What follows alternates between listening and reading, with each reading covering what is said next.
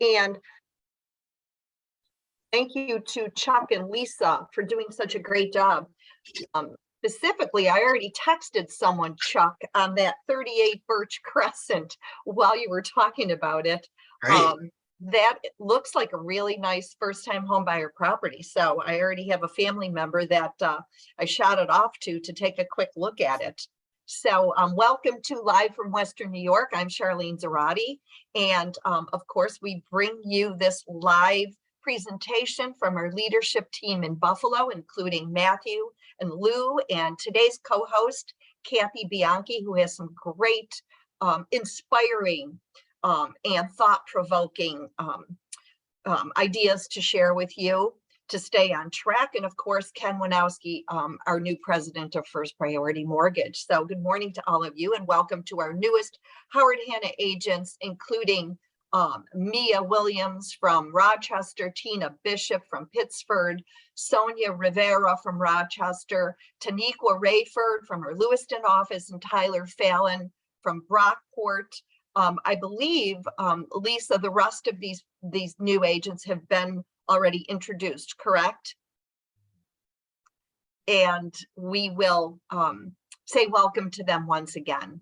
So we can move on. So welcome to all of you. And we're so excited to have Jim Watson on with us today with our office spotlight from our Lockport office with lots of great ideas and lots of great facts about the Lockport area, Lockport, New York, which is kind of interesting because it sits, you know, not far from Rochester and not far from Buffalo. So good morning, Jim Watson. How is it in Lockport today? Morning, everybody, and thanks for inviting the Lockport Medina office to your live from Western New York this week.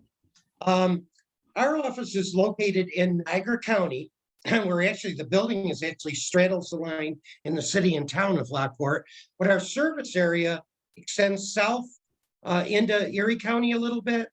To the west, we have the Niagara River and the Canadian border and Lake Ontario to the north. But to the east, our primary market area also extends into and includes Orleans County. And in Orleans County is the village of Medina, and that's one of the reasons we refer to ourselves as the Lockport Medina branch. Now, our area experiences all the same things that everybody else does in the real estate industry, the supply and demand, interest rates, whatever's going on in the industry. But one of the biggest draws to our region is the affordable cost of housing. And I'm going to take just a minute and explain what I mean by that. There's only one way to comparatively measure the cost of housing in relationship to other areas. And that is to take the median cost of housing, divide it into the median income in that particular area, and to determine the percentage of income required for housing.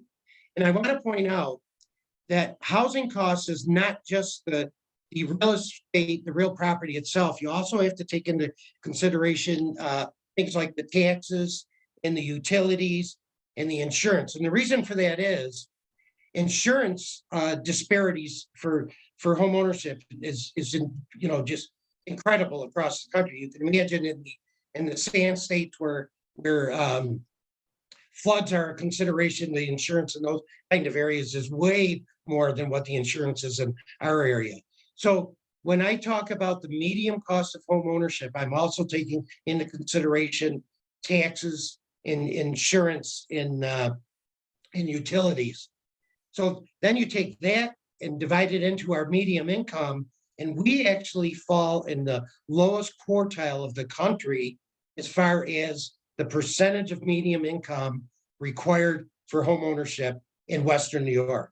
I think that's a very important formula for us to understand.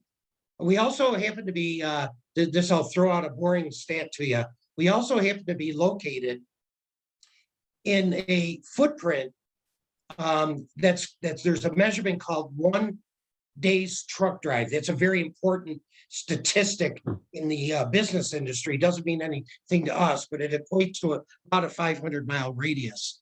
And our area is within a 500-mile radius of 40% of the population in North America. Think about that. 40% of the population in all of North America is within a day's drive of our Western New York area.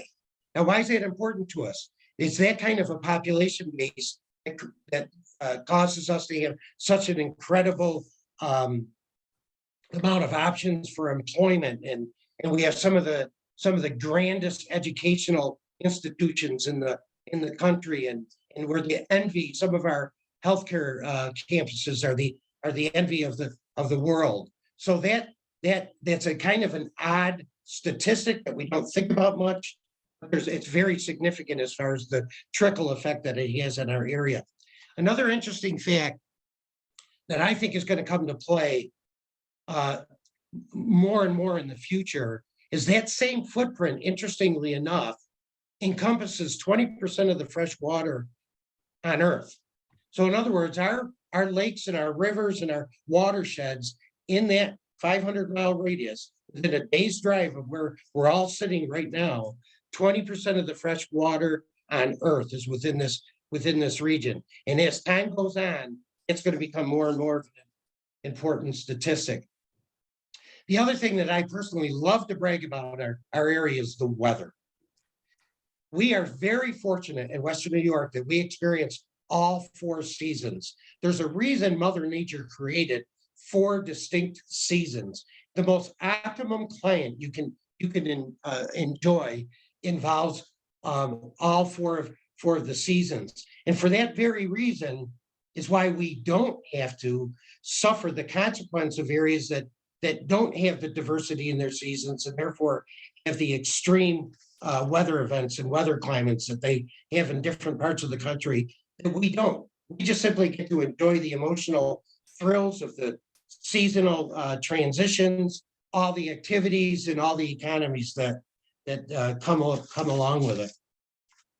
So if you take those facts and all the other variable metrics that go into considering where one wants to live, where's the best place to live, you throw all those metrics into the pot, mix them up and create an algorithm where you can actually quantifiably determine the ideal place to live right here in Western New York, on all of Earth is the most ideal place to live when you take all those quality of life metrics into consideration. So before I let you go, I just wanted to thank you again for inviting Lockport Medina to your meeting. I also want to extend the invitation out to our colleagues. If you're ever in our area, feel free to pop in and say hello. And if you need an office to use or a copier for something, feel free. You're always welcome. And if it's after hours, just call in advance and we'll leave a light on for you. Thank you so much, Jim. That was great information. Different perspective than Jim, what was that? The emotional, what was that? The emotional thrills of the season. Okay.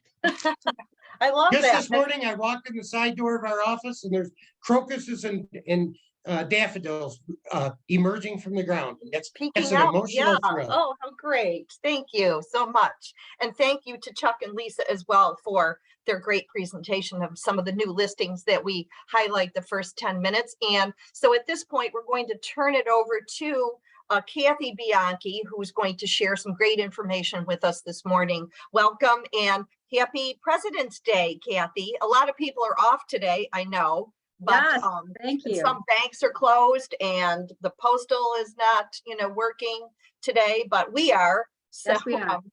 We're looking forward to hearing what you have to share with us today. Yes, well, hello, everyone. Happy Monday. And when we're thinking about what can we tell you? What can we give? What kind of information can we give to everyone about something that's relevant? And we did the goals in November and in October and a little bit in December, but now we're into February, push in March. How do we stay on track, right? Because that's the thing. We want to have our goals, but how do we meet them? How do we stay on track? So next slide. I don't have a wand or anything. Staying on track. A recent Inman article talked about the 7 power moves agents are making right now, featured the importance of building systems. So one of the top 7 power moves was building systems. the best way to build a system for your business is to, oh, go back, please. Is to identify repetitive activities that can be systemized via checklist or automation. Okay. So whatever you're doing, you should be doing it repetitively, number one. And number two, you should have some type of system to keep accountable, keep yourself accountable. I mean, we're here for you, but it's self-motivation that's going to keep you on track. The next one. All right. Do you have a system, like we just said, to keep you on track of your goals? Every year, you have the ability to set your goals and monitor your progress of closed transactions in Engage. So you can see your past, you can see your active pending, and you can see your future, your prospect, if you put everything and everyone into this system.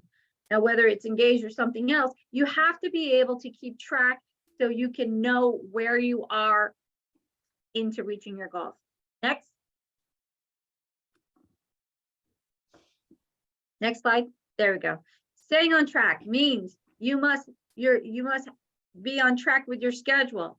You must be on track with your potential business, your pipeline, know your appointments and your sales. These are the 4 components of being able to achieve your goals. Control your schedule, control your potential business, your pipeline, control your appointments, and control your sales. Next, there we go. Your schedule. You must set specific times on a weekly basis to prospect. To increase your business, you must need to increase your prospecting.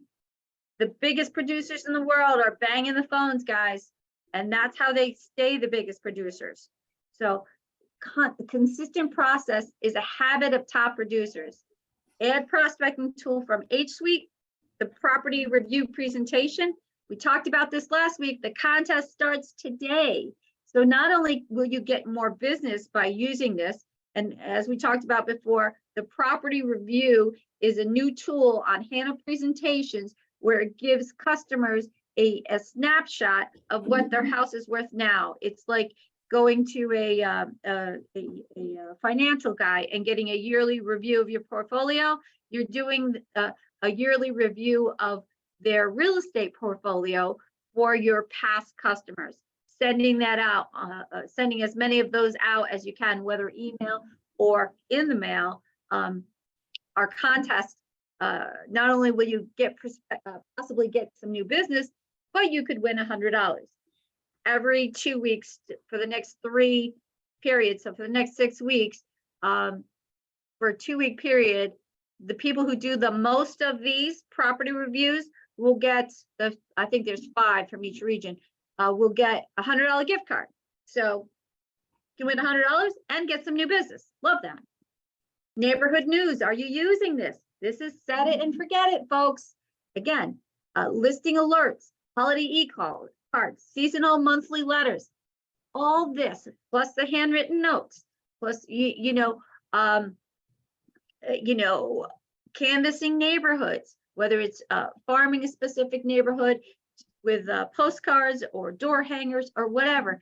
You have to be able to set some time in your schedule to do these prospecting events that will bring you money. Next. Potential business. Strengthen your sphere of influence. Have a list of potential buyers or sellers that you've spoke to about their housing needs in the last 2 years, and then touch base with them. That would be I would have that on my desk. When I sold, I did have that on my desk. And I was like, all right, where are they now? When's the last time I talked to them? Let's reach out to them and go from there. Review the list on a regular basis, add to it, keep adding names. I used to set aside the morning times because I'm a morning person. I know not everyone is, but I'm a morning person. And I used to get into the office and do the things that would make me money for the rest of the week.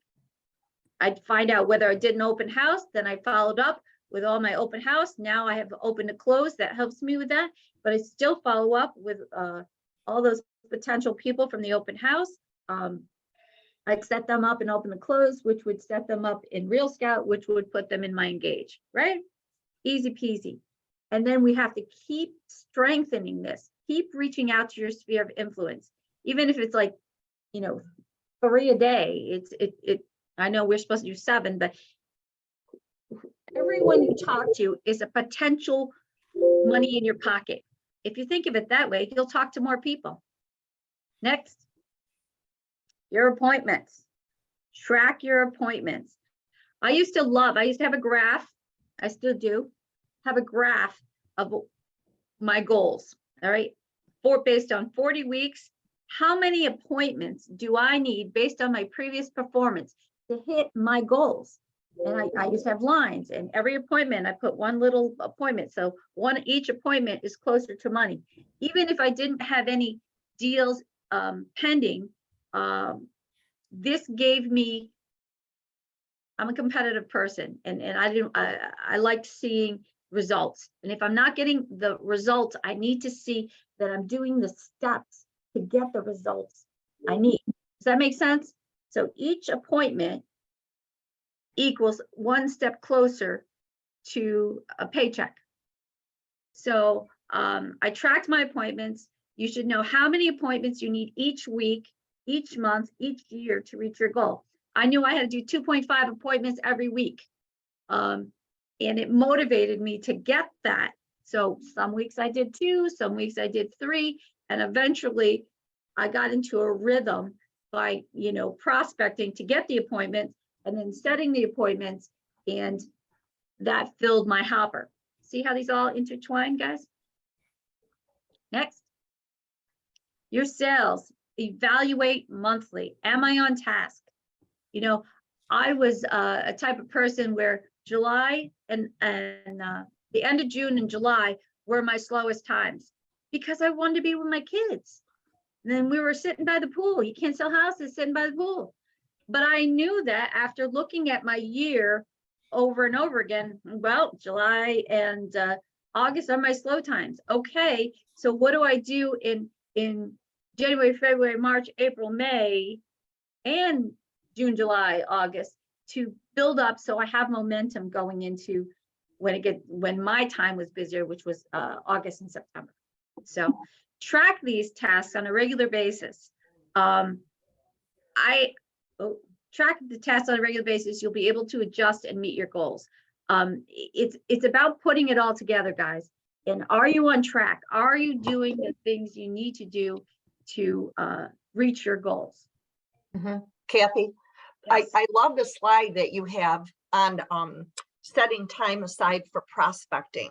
Yes. Because we find that we get caught up in the whirlwind of the day.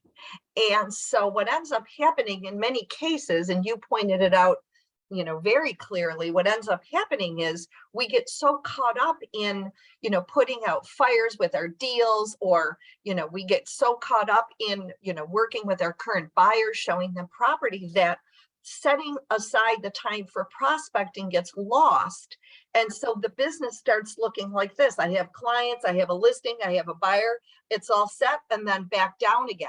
If we can, learn to stay on track and to make sure that we do allocate that time, like you said, to make sure that we are consistently doing some form of prospecting. Absolutely. And the pie that you used with the 3 segments of your time is absolutely so spot on. And I think that's, the main point today to stay on track is not to get caught up in the whirlwind of the day, and to make sure you set aside that time. I mean, Charlene, I used to go in the office every Monday and Tuesday and shut my door early before everybody else in the world got there. And then I planned what I was going to do, and then I did it. Yep. Planned what I was going to do, and then I did it. Because if you set a specific time every single week, like it's your job, and you do it, then the rest of the day, the rest of the week, you can relax on the other items that you need to do, the distraction, the noise. So it worked for me. I did fairly well. Great. And I'm hopefully somebody else can take a nugget out of that. And again, talk to your manager. They know how to do this. They've been there. They've done that. So if you need help, we're all here to help you. Thank you. You're welcome. And now we have Ken to share some great information from First Priority Mortgage. Ken?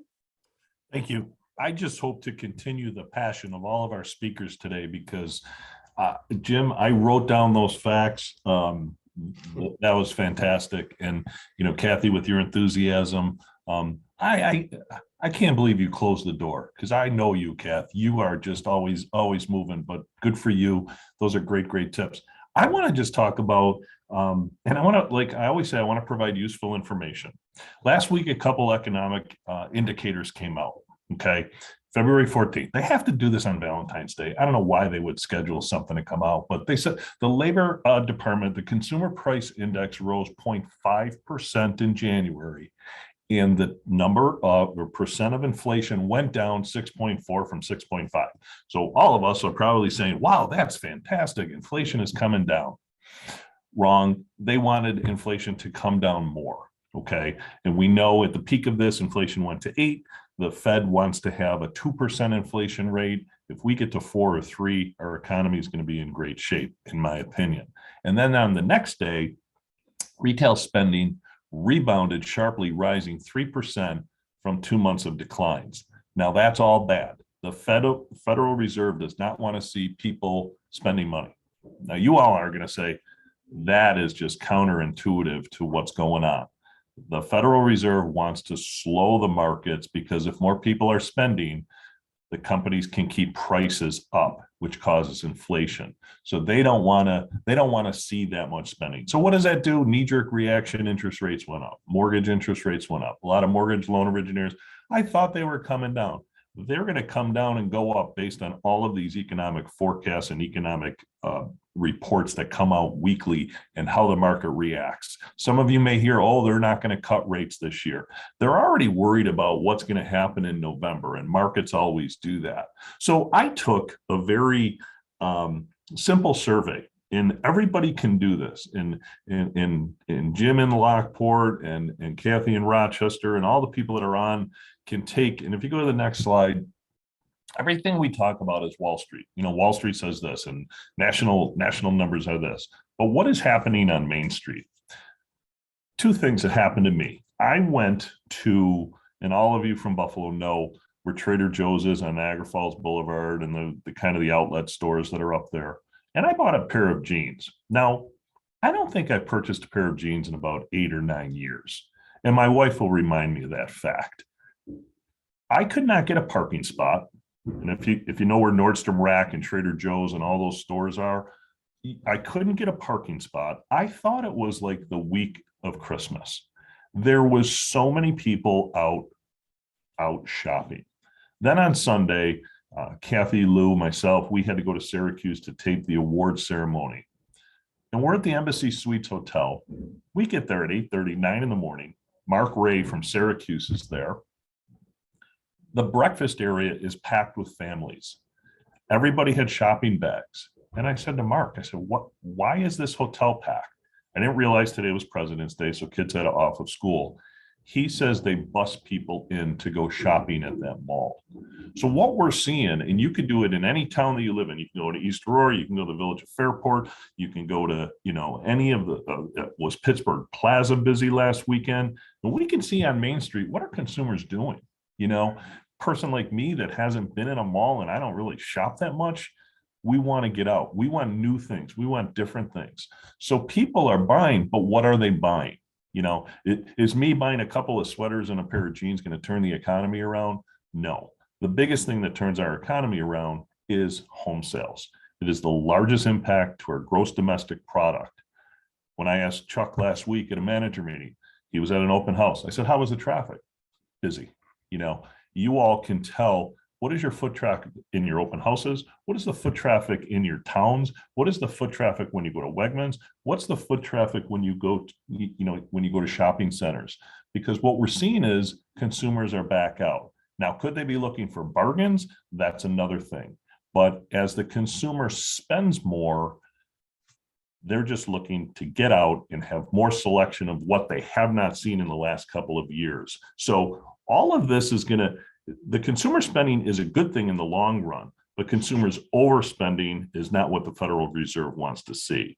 But if we have a good level where it just doesn't spike up tremendously, you are going to see these monthly reports vary. And I think I said it last time or 2 weeks ago, one report doesn't make the whole policy of the Federal Reserve. So things go up, things go down, but we're seeing positive. We're seeing positive on the mortgage side as far as people wanting to get pre-qualified. I keep saying that. We are higher than we were last year. Our February in originations is higher than we were last year. So all positives on our side. It's you all know it's the inventory. As soon as a property comes up, it is sold. So we always want to look at what's Wall Street doing and then what's Main Street telling us. So that's my message for today. Thank you, Ken. Very, very good. And I believe now we're going to turn it over to Maggie Knapp to share with us a little bit about upcoming education. And remember, this is the year to build your education, to improve and to build your skill level. That's what the consumer is looking for. So Maggie, what do we have coming up soon? So we have, actually tomorrow I'm going to be in Buffalo all day. I'm starting out in Shalia's office and then I'm moving up to Lancaster and we'll be talking about Engage in Buffalo. That's not on here, but if you have any questions on the Lancaster, talk to Nan Melissa. If you are interested in being at Shalia's, talk to Shalia. On Wednesday, we have a Wednesday webinar. I'm teaching a class, Authenticine and Transaction Desk in Rochester at the Academy. There's Buffalo agents that want to travel. They're more than welcome to come up anytime. And that'll be from 1 to 3 at the Academy. Tech Tuesdays are live and in person at the Academy every the second and fourth Tuesdays of the month. So this Tuesday, the 28th, we will be doing Engage CRM. This will be about creating groups and setting up campaigns. And then we have an in-person at Hannah at the Academy, Schneider Downs Tax Strategies. And now I couldn't get it in Buffalo and Rochester because they didn't have the time in their schedule. So if you have Buffalo agents that want to come, Schneider Downs is not like Bradford Tax in that they're not doing an infomercial. They are just there to consult with us. This is the Howard Hanna. These guys were at HannaCon. This is the tax consultants of their choice from our corporate office. So they're going to talk about optimizing your tax benefits. So Rochester and Buffalo agents are both welcome to come and join us. I know it's quite a drive for you guys from Buffalo, but this is the only time I could get them. We got them last minute. And then we are beginning a fast start and launch again, starting in March. So March 6th, Buffalo launches. If you want more information, please contact Nan.